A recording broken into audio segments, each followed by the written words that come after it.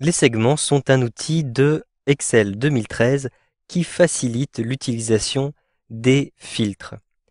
En effet, vous allez ainsi pouvoir appliquer plusieurs types de filtres et pouvoir les combiner. Vous allez ainsi simplifier votre tableau croisé dynamique pour retrouver uniquement les informations qui vous intéressent.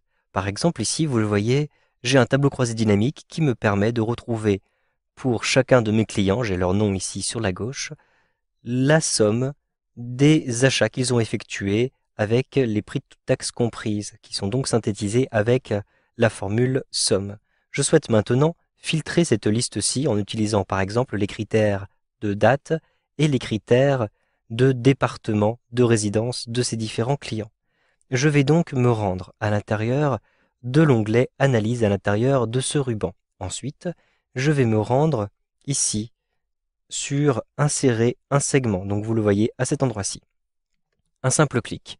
Maintenant, j'ai une nouvelle fenêtre qui est ouverte et à partir de laquelle je vais choisir les différents critères qui m'intéressent. Par exemple, la date de la commande et les départements. Je coche ces deux cases-ci et je clique ensuite ici sur OK.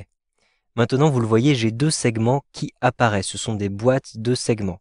Je vais les déplacer de manière à bien les voir. Donc je déplace ici la boîte segment, je clique sur l'entête de la boîte, comme vous le voyez, je maintiens le bouton de la souris appuyé et je déplace ici la boîte un petit peu sur la droite. Ensuite, je vais de la même manière déplacer la boîte segment date de commande. Je vais positionner cette boîte à cet endroit-ci par exemple. Ensuite, je vais redimensionner ces différentes boîtes. Donc pour redimensionner, vous le voyez, lorsque vous sélectionnez l'une de ces boîtes, vous avez différentes manettes qui apparaissent sur les côtés. Je positionne le curseur de la souris par exemple tout en bas et d'ailleurs vous le voyez, le curseur devient une double flèche. Je clique, je maintiens le bouton de la souris appuyé et je peux ainsi déplacer le curseur vers le bas pour agrandir la taille de cette boîte-ci. Je peux de la même manière redimensionner par exemple ici le segment pour les départements. Je clique et avec un glisser-déplacer, vous le voyez, je peux redimensionner cette boîte-ci. Maintenant, je souhaite filtrer par date. Je souhaite par exemple uniquement avoir les dates de mars. Je peux simplement sélectionner l'une des dates, vous le voyez, pour obtenir directement la commande qui correspond à cette date-ci. Maintenant, je souhaite sélectionner toutes les dates pour mars. Donc je vais ici regarder l'ensemble des dates que j'ai pour mars et je clique sur la première. Ensuite, j'appuie sur la touche Maj ou Shift de mon clavier. Je maintiens cette touche appuyée et je clique sur la dernière date de mars. Je vais donc sélectionner l'intervalle entre les deux dates comme vous pouvez le voir. Et je retrouve ici les différentes commandes qui correspondent à ces 5 dates. Donc vous le voyez, j'ai 5 dates, donc 5 commandes qui ont été effectuées par 3 clients. Ces 3 clients habitent dans des départements différents, puisque vous le voyez, je vais avoir les 3 différents départements qui apparaissent ici. Aucun de ces clients n'habite en Indre-et-Loire, puisque vous voyez que ici, ce segment a été grisé. Si je souhaite maintenant ajouter les dates pour mai, je vais descendre à l'intérieur de cette boîte de segments pour retrouver les différentes dates en mai. Je souhaite ajouter à ma sélection les dates en mai. Je vais donc utiliser un raccourci clavier Alt plus CTRL. J'appuie en même temps sur ces deux touches de mon clavier.